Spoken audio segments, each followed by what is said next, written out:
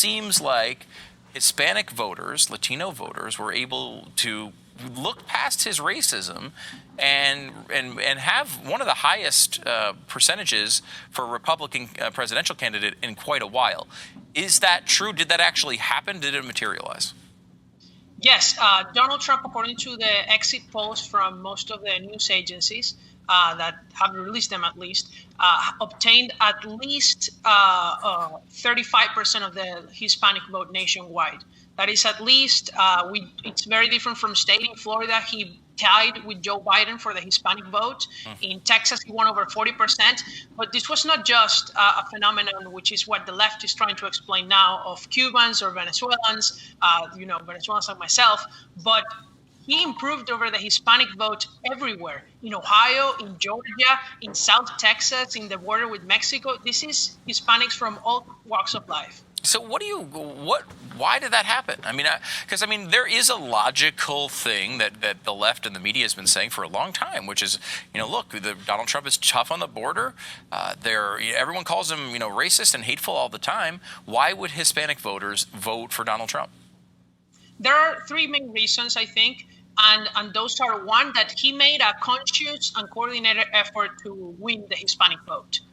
He had an amazing campaign team that targeted Hispanic voters, not based on the issue of immigration alone, which is actually not the top priority for Hispanics, but on taxes, on regulations, on jobs, on absolutely everything, and bilingual ads, by the way. They put great music. You saw the latest ad that they showed in Miami that was a huge success, and now everybody's singing the song. Very different from Joe Biden, that comes to a campaign event and he just starts playing Despacito from his phone, thinking that that's what's going to get him to win the Hispanic vote. So he did a conscious effort. He also applied policies. He pushed for policies during his administration that appealed to the Hispanic vote, understanding that the Hispanic vote is not a monolith, but it's actually different communities from different countries, right? So with Venezuelans, he stood up to the Venezuelan socialist dictatorship. Same with the Cubans with Cuba, with Nicaragua. With Mexico, he had good relations with the president of Mexico. And then he pursued a trade deal with the USMCA that was very popular. So that kind of policies that were targeted to different groups was the thing that got him the vote. And the third factor was that the Democrats' only argument against Trump was that he's a racist and an anti-immigration or anti-Latinos, the same argument they had from 2016, but this time their argument ran out of fuel, because this time Trump has been president for 4 years and none of their ridiculous claims materialized. Yeah, and that's a big thing. I mean, you make these big scare tactics in the first campaign, he wins, they don't happen, then what is kind of the issue. I'm really glad you brought up to go back to touch on immigration one more time.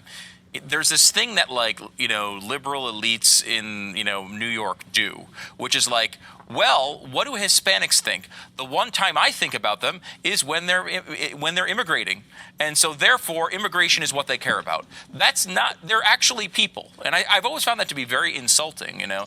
These are people who have all sorts of varying interests and care about many of the same things that everybody else does. Yeah, Hispanics are one of the most entrepreneurial groups of the population. So taxes and regulation actually matter a lot for us. And so I think that was a big factor for Trump. Now, immigration, it's true that it's not the most important factor for when it comes to voting, but it is an important factor when it comes to your family, right? So many Latinos have dreamers as family members and other types of legal immigrants in this case, not just illegals who brought in as children.